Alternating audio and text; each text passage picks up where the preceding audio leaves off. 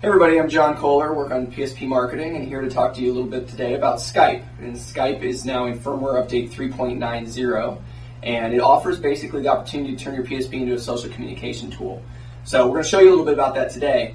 Now I think many of you are going to end up using Skype and being very happy. So many of you travel, or maybe on the bus to class, or maybe want to use it for a variety of other things, such as maybe calling a friend and talking trash, or seeing if they want to jump on and play SOCOM at some point. So I think you'll end up using Skype a lot, and it's very simple to use. And what's also nice about it is it allows you to only carry one device, your PSP, because you can play your games on your PSP, watch your music and movies, but then you can also make your calls and communicate with your PSP as well. So basically, it's a very simple navigation tool, and we're going to take you through that now. Now, before we start, and before you start with Skype, make sure that you're in a Wi-Fi environment. So many of you are in a Wi-Fi environment, maybe don't know it, in a wireless environment at home. You can also go to coffee shops and bookstores and other places that have wireless.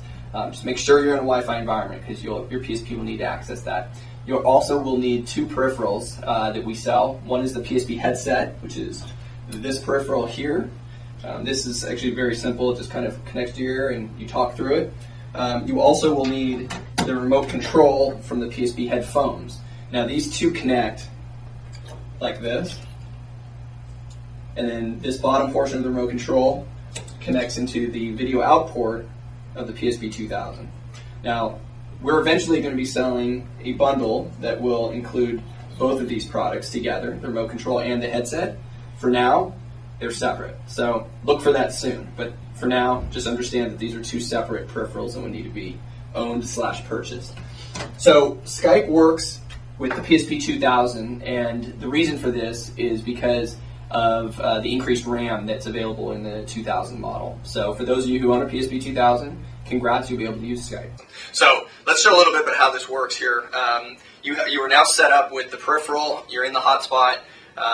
You have Skype from your firmware update. You'll click on Skype. It'll take you to basically a login page. You'll first come to a page asking you what environment you are in, what wireless environment.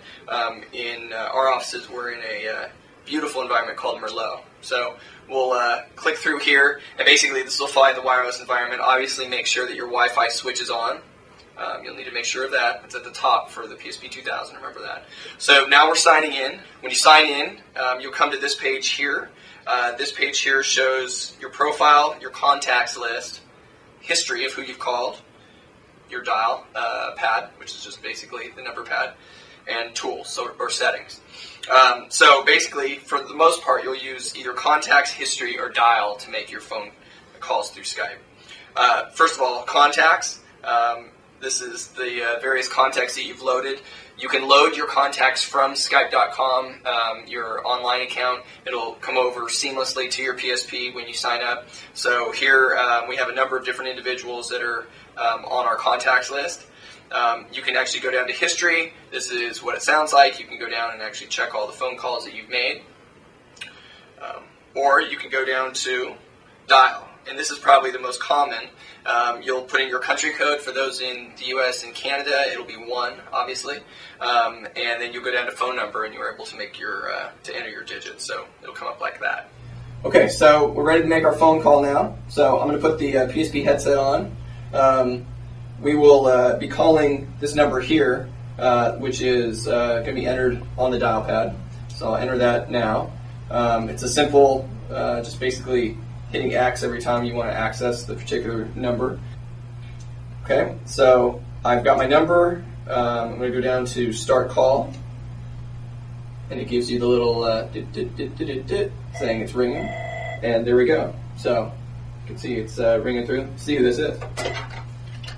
Hello? Okay. So there you go. So pretty simple. The call then ends when you hang up, and you're back to your Skype interface. And you can choose to make another call, or you can back out. So that's Skype. It's a very simple and I think executable feature for many of you, and it'll be one that I think many of you will end up using. And we hope you enjoy.